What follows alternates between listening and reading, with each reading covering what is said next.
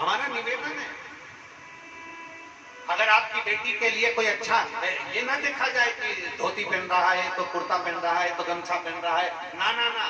सबसे पहला सुख देखिए कि हमारी बेटी को हम जिसके साथ ब्याह रहे हैं वो कम से कम नशे में तो नहीं डूबा है, हम जिस बेटी को ब्याह रहे हैं कम से कम वो मांसाहार में तो नहीं डूबा है, हम अपनी बेटी को ब्याह रहे हैं तो कम से कम वो जुए वाले जगह पर तो नहीं जा रहा है, हम अपनी बेटी को ब्याह रहे हैं कम से कम वो गलत संगत में तो नहीं पड़ा है। तुम्हें तो गर्व होना चाहिए कि हम हमारी बेटी को ब्याह रहे हैं तो कम से कम एक ब्राह्मण के साथ में जो धोती पहनता हो, शिखा रखता हो, जो कर्मकांड से जुड़ा हुआ हो, भगवत भजन से जुड़ा हुआ हो, उसके साथ बेटी ब्याह।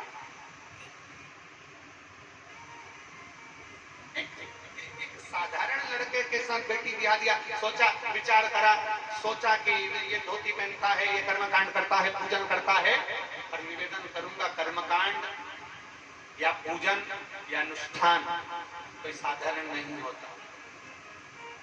आप ये तो विचार करिए कि अपनी बेटी का कम से कम आदर तो होता है, सत्कार तो होता है,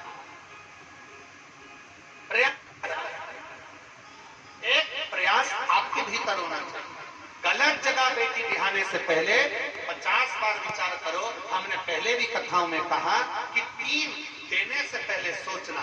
पहले नंबर पर गौ माता को देने से पहले विचार करो कि आप गाय किसको दे रहे हो। दूसरे नंबर पर लक्ष्मी देने से पहले विचार करो आप लक्ष्मी किसके कटोरे में डाल रहे हैं। तीसरे नंबर पर बेटी को देने से पहले विचार करिए कि बेटी किसको दी जा रही है। गाय अगर गलत व्यक्ति के हाथ में पड़ जाती है, कोई आया, तुमने कहा हमारे दादाजी के निमित्त से गौ माता को देना है, गाय दान करना है, तुमने गौ माता के निमित्त से गौ माता का दान दे दिया और अपने दादाजी के निमित्त से गौ माता दे दी। देने के बाद वो लेकर गया, मालूम पड़े उसके खुद के यहाँ रहने की जगह नहीं, गाय ने जब तक दूध दिया उसको संभाल कर रखा, उसके बाद में गाय को दूसरे को बेच दिया, दूसरे से तीसरे के पास गई, तीसरे से चौथे के पास गई, चौथे से पांचवें के पास गई, धीरे धीरे धीरे धीरे वो गौ माता कसाई के हाथ में पहुंच गई। गाय जब कसाई के हाथ में जाकर कटी तो गौ माता ने बद्दुआ दी, किसको? जिसने दान करा था उसको, जिसने दान किया। पैसा ऐसे ऐसे भिखारी के हाथ में पैसा मत देना, ऐसे भिखारी के कटोरे में पैसा मत देना जो तुम्हारे यहाँ से लेकर जाए, शाम को मदिरा पान कर ले, मांसाहार कर ले, जुआ खेल ले। ऐसे के हाथ में धन न दीजिए।